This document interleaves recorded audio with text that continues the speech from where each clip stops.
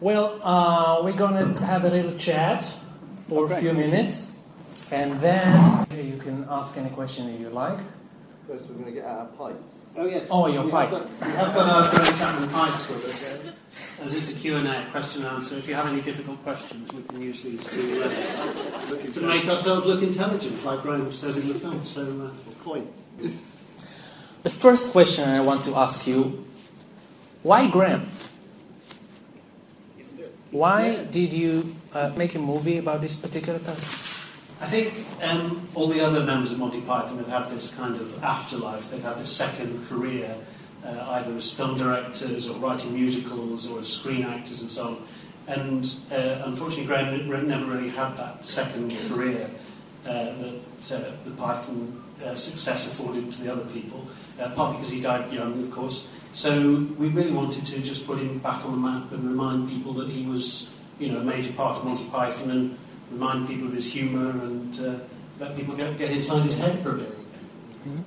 Mm-hmm. My interest in him, I was a documentary maker originally, and my interest in him was in the fact that it wasn't actually so much that he was a member of Monty Python, it was really that he was a man who was openly gay but secretly alcoholic. And I found that quite an interesting tension. So, to be honest, I would have been interested in that story, whether he was a painter or a playwright or whatever, but for me, the fact that he was a member of Monty Python was an added bonus, really. Well, I've been, in the last week, been interviewed about your movie, I think 8 or 9 times. And one question I always heard, what is a Python humor? How would you describe it? It's very difficult. Well, it's difficult for us to describe it, but I think I've heard this question posed to Terry Jones, and he said when they started it, they were trying to create something that was undefinable, and then the word Python-esque ended up in the dictionary, so they utterly failed, is what he says. All right. Can you tell us a little bit about the research? Well, originally, as I said, I was a documentary maker, and I was interested in making a documentary about Graham. My initial research revealed, however, that he was completely dead and therefore unavailable to take part in the documentary. Yeah. So that was a major step. And then it was finding the tapes, I think, was the breakthrough in terms of being able to use his voice in the film. But to answer your question about who we talked to about him we did talk to a lot of people. David Sherlock, his partner, who you see in the film, was a big part of our process as well. He was a guiding light for us. But really, it's all the main source material is Graham himself in the book. So that was what we were able to keep returning to. Another question I would like: we heard the voices of the other Pythons. How did they react to this project? Well, Bill, who's not here, there's actually 3 directors, and Bill, who's not here, his father happens to be Terry Jones, so we had a good start there, being able to get to the Pythons. His dad did answer his calls,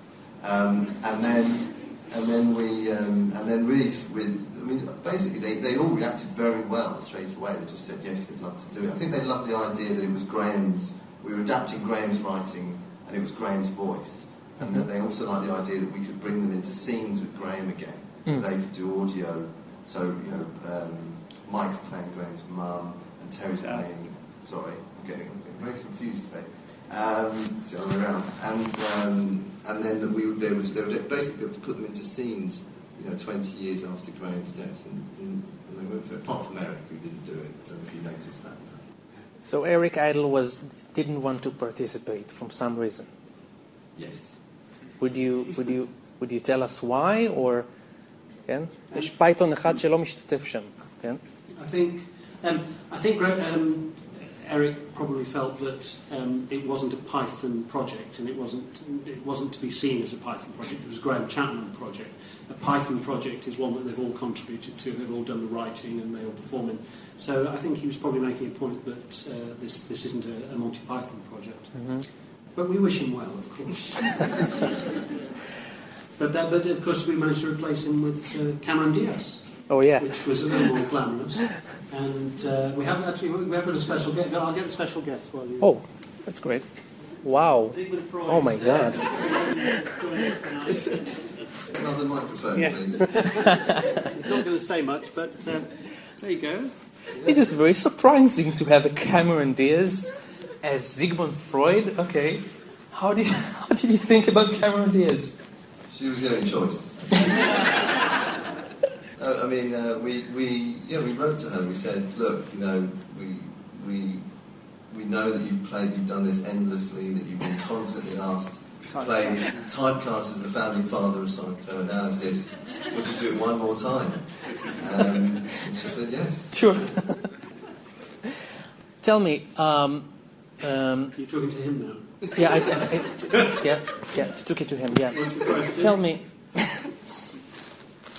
the last days of Graham Chapman. We saw in the final scene that I think is really exciting and funny and very sad. The eulogy of John Cleese, and well, we know that he had throat cancer. From smoking a pipe, actually. Which, From smoking a pipe. So we're not encouraging people to smoke by having these pipes. It's merely a prop. Can you tell us something about his last period of life? Oh, please, that's not very funny. No, That's not very entertaining. It's not funny. It's not funny. We faced the problem that people would know that he died, and so in a sense they'd know the end of the end of the story. But of course, we didn't have any source material on it because, unfortunately, he didn't write in his autobiography very much about his own death. So that's why we turned to the. No, not a lot of people do apparently. So that's why we turned to the eulogy. But yeah, he died of throat cancer. I mean, I know that a lot of the Pythons were there when he died, and of course, then they had the same. So that was the obviously you see at the end. That was the John Cleese's incredible eulogy. But he also died a few days before the 20th anniversary of Python, and they planned a party. So it's an enormous amount of party pooping to die then. And sometimes people ask, so Bill's not here, but Bill obviously, Bill was actually at the eulogy. He remembers being at the eulogy. He doesn't really remember Graham, but he remembers it. And then he remembers the party because it was the first time he got drunk, appropriately. So I think. And the last question for me, then we pass it to the others. What can you tell us from your big research, because you did a big research about Graham, what you can tell us... We read the book. You We read a book. What would you tell us about his life that you didn't manage to put in the film?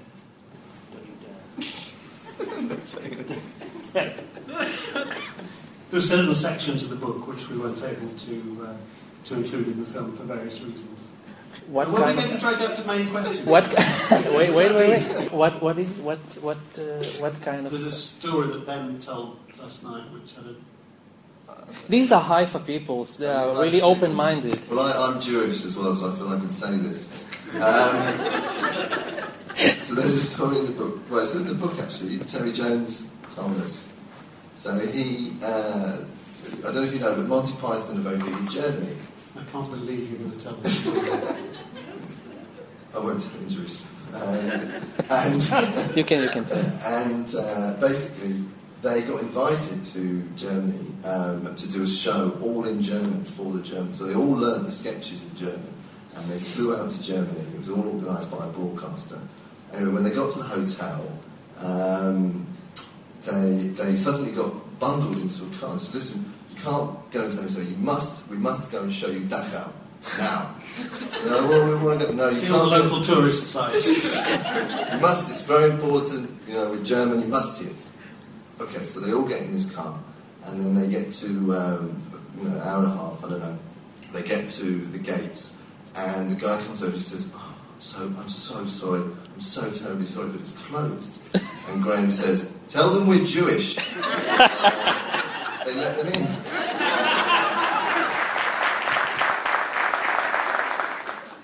Okay.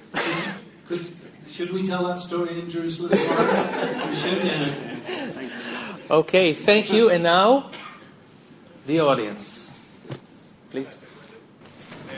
How was the some of the material in the book.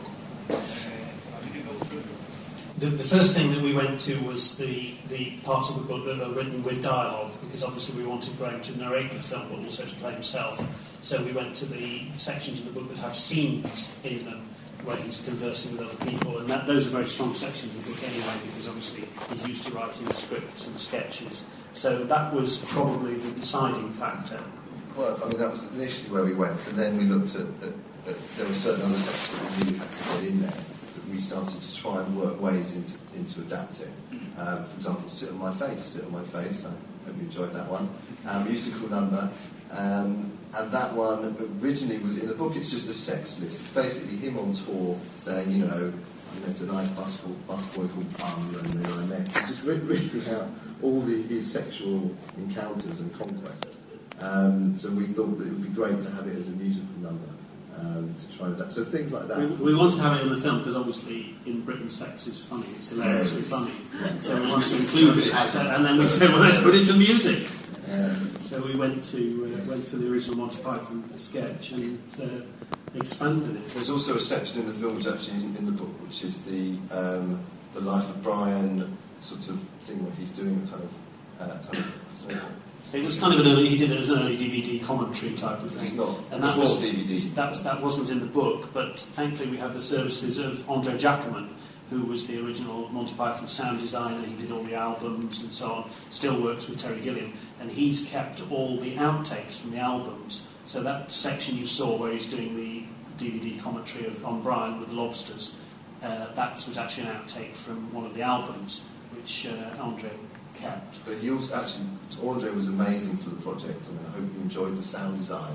But he also, because he has every outtake, everything they ever recorded, he went back and found every single pipe, puff, or chuckle, or anything of Graham that he could find. So everything you hear is Graham. Oh, this is the puff of the... Even when he's puffing on the pipe, that's Graham. I didn't know that. Smoking on his pipe. Completely pointless.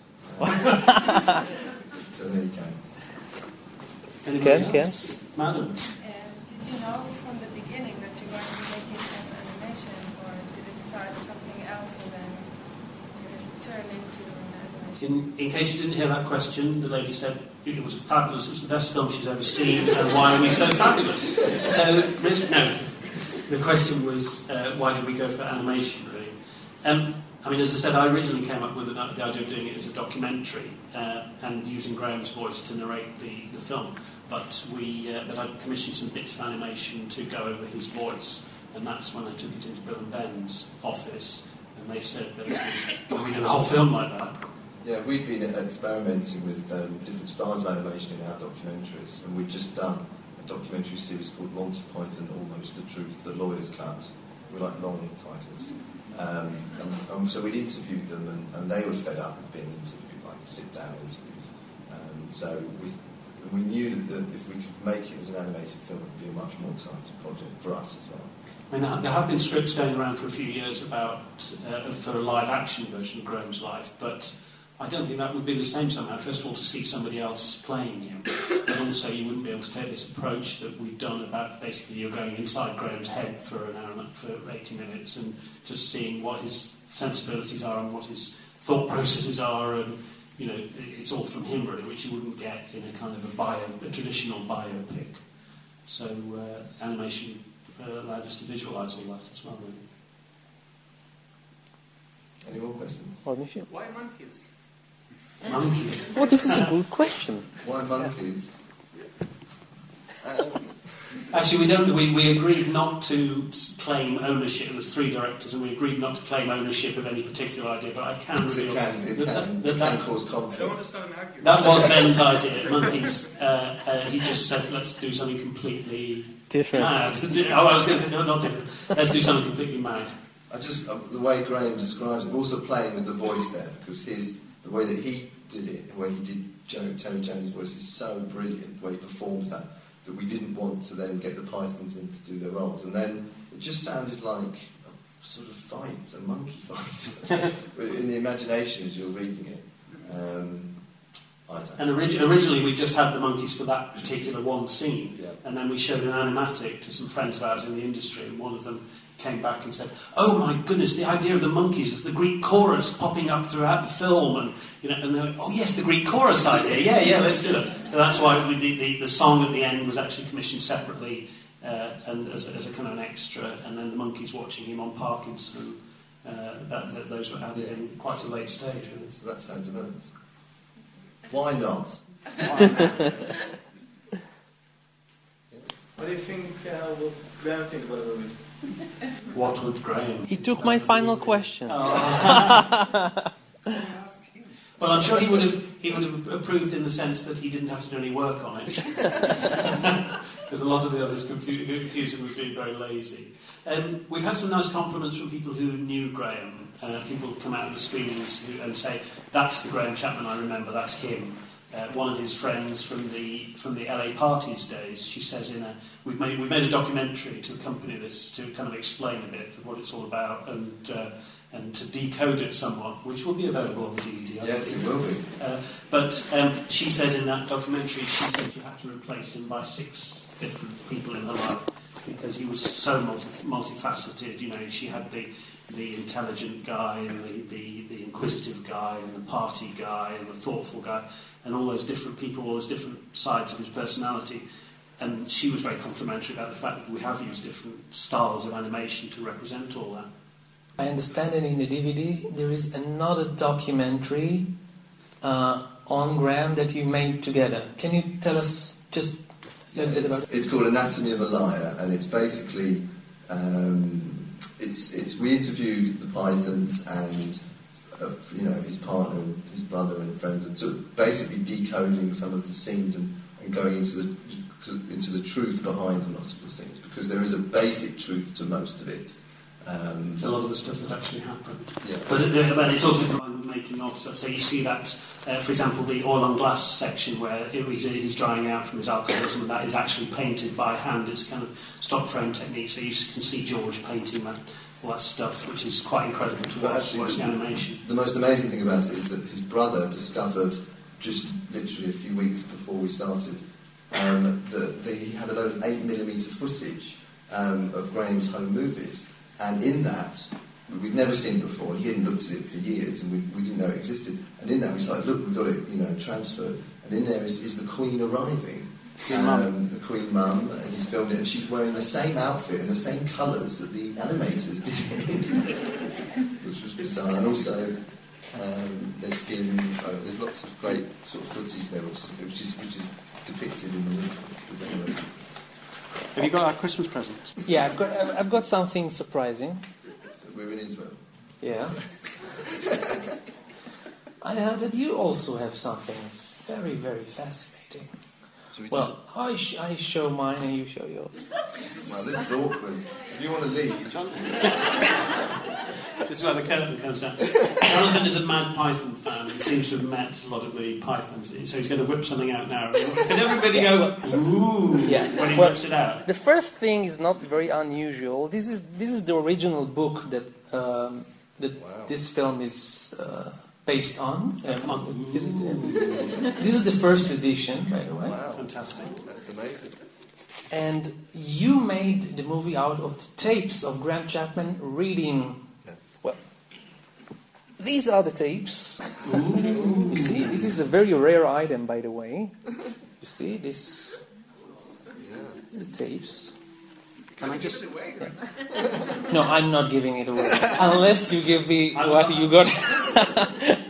But I have here a very rare item. Really rare one. Graham Chapman's penis. Almost. We'll find out whether he really was Jewish. Yeah. Almost. Well, אני לוקח אתגר that I think you've never seen this before. Well, what I've got here, this is the first ever appearance of Graham Chapman on stage. Wow. He was 18. Cambridge Footlights. Got a programme, Rex Cinema on back. This is the from I can feel the tension. 1960. 1960. Yeah. And here it is. Graham Chapman is playing a vicar. There you go. Yeah. Can I just see that? Cambridge Footlights, is it? Yeah. Yeah. Annual production, yeah. Fantastic. Wow. Did you see it? No. Did you see- No, did you have- no. That's And it's written- amazing. And it's written here, Graham Chapman, Yes. by a crayon. So this one That's was great. actually Alright. belongs to him. Wow. Fantastic. We'll photograph that and we'll take it to David Sherlock, his partner, because there's an Yeah. archive. Thank you. Yeah. That's And fantastic. you Ooh. also only on an obsessive Pythonist like me can do it. But I heard that you also have something very interesting Yes. that you Couldn't brought. possibly top what you brought along. But has anybody seen a film called Life of Brian? Oh yeah. Do you remember the bit where they find his sandal and hold it up? Let us, like him, hold up one shoe. Well, ladies and gentlemen, we have all with us, courtesy of the Pythons. This is the actual shoe. This is the original shoe. Let us hold up one shoe. And the shoe got a round of applause at the screening of Life of Brian the other night, so that's two rounds of applause we've got. And David Sherlock made it. David was Graham's dresser on Life of Brian, and you can see Graham's feet are burnt into it. Smell. And How does it smell? terrible. And this is the shoe. So we asked the Pythons whether we could bring it, and we took a photograph of it next to in Jerusalem the other day at the Israeli Museum. We're next to the big model they've got of the Second Temple, holding the shoe up. So there you go. Just as security started to gather around us. If you want to get your How can we picture top taken that? with it, you're welcome. It's a holy relic. למישהו יש עוד שאלות? Thank you so much for coming here. Thank you so much, Jen. Thank you so much, Ben. Thank you so much.